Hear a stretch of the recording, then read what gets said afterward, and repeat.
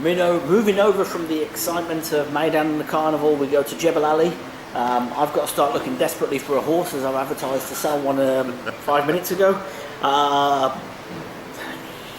Mineral water, sparkles go to my head. We started Maidan with a purebred Arabian race, and we're going to do exactly the same at Jebel Ali. The His Highness Sheikh Hamdan bin Rashid UAE Breeder Society Challenge. It's over the mile. Last year's winners in the race. We had a winner from earlier in the season in the race. Who's going to win it? Well, my pin finished at number 13, my lucky number, for Seif, trained by Ernst Ortel, and Daniel Muscat taking 3 off the 59.5. Can I ask you a question? Is that because they took it out of the race on Saturday for their winner, or Sunday for the winner and brought him back in instead? Well, it ran Friday, didn't it? No, they didn't run him at... They ran him Friday. Didn't they have him entered as well for Sunday? I don't know. I can't remember, to be honest with you. But he ran at Al Ain and after winning at Abu Dhabi, so I don't know. It could be one that just scraped through. But well, he's an over-raced 7-year-old with 2 runs to his name. Yeah. So don't mean a thing no, to me. For purebred Arabians, and a lot of these could run well. A lot of them could run badly. And for instance, Rad Walsan, who won at Al Ain like a champion.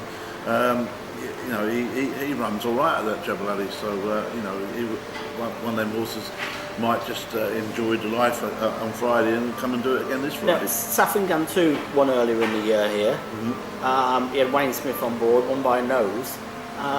He then went to Sharjah and ran okay in a conditions race, but then he's had 2 runs in Abu Dhabi and been distance. Yeah. He either doesn't like the turf or, like I say, he's either got a problem or he doesn't like the turf.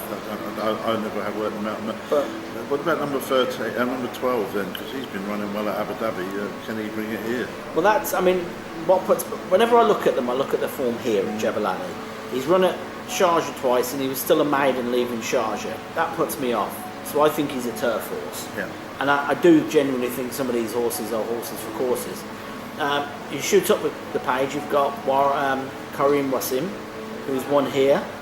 Was 6th here last time in a conditions race at the start of the season to the horse I ended up liking, and I've got to find him now, I've said that. He's disappeared off the page completely. Number 14, that's it. Wayne Smith on board. He didn't ride him when he won here earlier in the year. Ted Durkin did. That was an inspired bit of riding. It was a very good ride, and I can't pronounce it. Bufani Al Reef. Yeah, it's a hard name to announce. He did win at the track, and but it was a hell of a ride by Ted Durkin. It really was. He looked like Heb Nesnaz, who's in the race again. Yeah. Was going to win that all right, but since then, Heb Nesnaz has run at Abu Dhabi twice, 2nd and 3rd. So it's been seems a long while off the track. He seems a proverbial bridesmaid again, doesn't he?